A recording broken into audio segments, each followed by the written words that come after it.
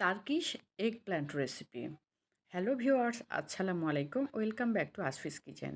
আজ আপনাদের সাথে শেয়ার করব তুরস্কের জনপ্রিয় একটি রেসিপি, বেগুন দিয়ে কিভাবে খুব সহজে এই রেসিপিটি তৈরি করা যায়। খেতে পারবেন গরম গরম ভাত অথবা পরোটার সাথেও। তাহলে দেরি না করে আসুন ঝটপট দেখে নিই সুস্বাদু এই মুখরোচক রেসিপিটি কিভাবে খুব সহজে তৈরি করা যায়। আজকের এই স্পেশাল রেসিপি তৈরি করার জন্য 3টি বড় সাইজের বেগুন পরিষ্কার করে ধুয়ে পানি ঝরিয়ে নিয়েছি। বেগুনের উপরের যেই ডাঁটার অংশটা কেটে মাঝখান দিয়ে ফালি করে নিতে হবে। বিভিন্নভাবে সাইজ করে এই টুকরো করা যায়। এবার মাঝখান দিয়ে একটু চিড়ে নিতে হবে যেন ভেতরে মশলা ঢুকে। এভাবে সব বেগুনগুলো আমি এইভাবে চিড়ে নিলাম। তাহলে আমি যখন হলুদ লবণ মেশাবো তখন ভেতরে ঢুকবে। এদিকে আমি টমেটো কুচি করে নিয়েছি 4 থেকে 5টি টমেটো পরিষ্কার করে ধুয়ে টমেটোর টুকরোগুলো ছোট ছোট করে নিয়েছি। এই টমেটোগুলো আমি রান্নায় ব্যবহার করব। এভাবে কি কি উপাদান আমাদের প্রয়োজন সেই সব উপাদানগুলো আমি আগে রেডি করে নিচ্ছি।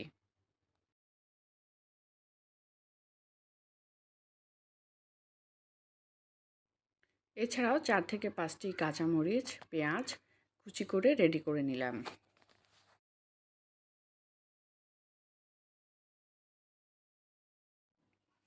এবার স্লাইস করে রাখা এই বেগুনের মধ্যে আমি দিয়ে দিচ্ছি অল্প পরিমাণ লবণ আর হলুদ এবং মরিচের গুঁড়ো।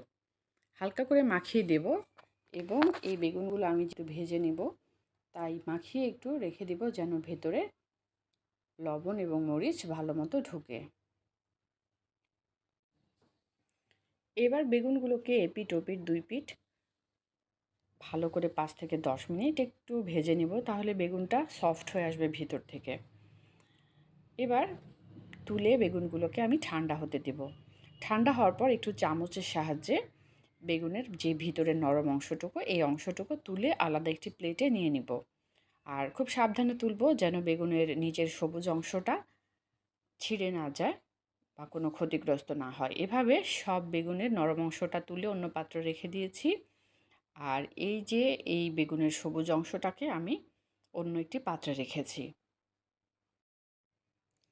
একটি প্যান ভালো মতো গরম করে প্যান গরম হওয়ার পর দিয়ে দিচ্ছি 2 থেকে 3 টেবিল চামচ পরিমাণ রান্নার তেল।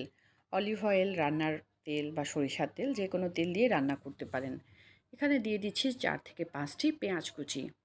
আর দিয়ে দিচ্ছি রসুন বাটা বা রসুন কুচিও ব্যবহার করতে পারেন 1 চামচ পরিমাণ। একে একে দিয়ে দিচ্ছি কাঁচামরিচ কুচি। আমি যে কেটে রেখেছিলাম 4 থেকে 5টি এই কাঁচামরিচ কুচিগুলো একটু নাড়াচাড়া করে ভেজে নেব। আর আমি যে টমেটো কেটে রেখেছি 4 থেকে 5টা এই টমেটোটাও দিয়ে দিচ্ছি। আর স্বাদের জন্য লবণ, হলুদ মরিচের গুঁড়া, তুরস্কতে গোলমরিচের গুঁড়া ব্যবহার করে, তবে আমরা যেহেতু দেশিভাবে রান্না করছি এখানে আমি অল্প পরিমাণে ধনের গুঁড়া, জিরার গুঁড়া এবং হলুদ মরিচের গুঁড়া অল্প পরিমাণে ব্যবহার করেছি। তাহলে একটি দেশি ফ্লেভার আসবে। এখন সব উপাদানগুলো একটু নাড়াচাড়া করে ভেজে নিব। এভাবে ঢাকনা দিয়ে কিছুক্ষণ রান্না করে নিয়েছি, একদম সফট হয়ে গেছে। এখানে এখন আমি যেই বেগুনগুলো রেডি করে রেখেছিলাম এই বেগুনগুলো দিয়ে দিব।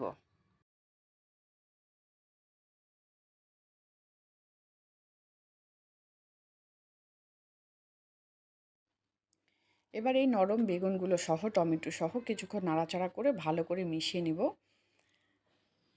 নেওয়ার পর যতক্ষণ না সফট হয় আর বেগুনটা একটু ভাজা ভাজা হয় ততক্ষণ পর্যন্ত নাড়াচাড়া করে ভেজে নিব, যার জন্য খুব বেশি সময় প্রয়োজন নেই।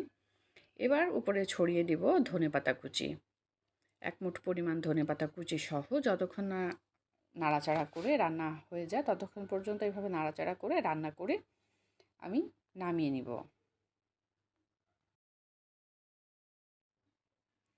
এবার বেগুনের যেই সবুজ অংশটার উপরে আমি পুরগুলো চামচের মাধ্যমে দিয়ে দিচ্ছি। সম্পূর্ণ পুরগুলোই দিতে হবে, একদম ভরে দিয়েছি। আর উপরে একটু টমেটোর সস ছড়িয়ে দিয়েছি। টমেটো যেহেতু আগেও ব্যবহার করছি চাইলে আপনারা স্কিপ করতে পারেন। আর সামান্য পরিমাণ তেল দিচ্ছি। আপনারা এই রান্নাটুকু চাইলে ওভেনে বেকড করে নিতে পারেন। আর যাদের ওভেন নাই তারা চুলায় করতে পারেন। উপরে ছড়িয়ে দিচ্ছি মজরেলা চিজ। চিজের পরিমাণ 1 কাপের মতো ব্যবহার করেছি। টুকরোগুলো ছোট বা বড় আপনাদের পছন্দ মতো করে নিতে পারবেন। এখন 5 থেকে 10 মিনিট এভাবে চুলার আঁচটা একদম লো করে 5 থেকে 10 মিনিট রান্না করে নেব। আর যারা এই লাস্টের কাজটুকু ওভেনে বেক করে নিতে পারেন। তারপর চিজ এবং এই বেগুনের কম্বিনেশন দারুণ একটি ফ্লেভার বের হবে আর জিভে একদম পানি চলে আসবে। খুব সহজেই হাতের কাছে থাকা কিছু ঘরোয়া উপকরণ দিয়েই তৈরি হয়ে গেল সুস্বাদু তুরস্কের জনপ্রিয় খাবার।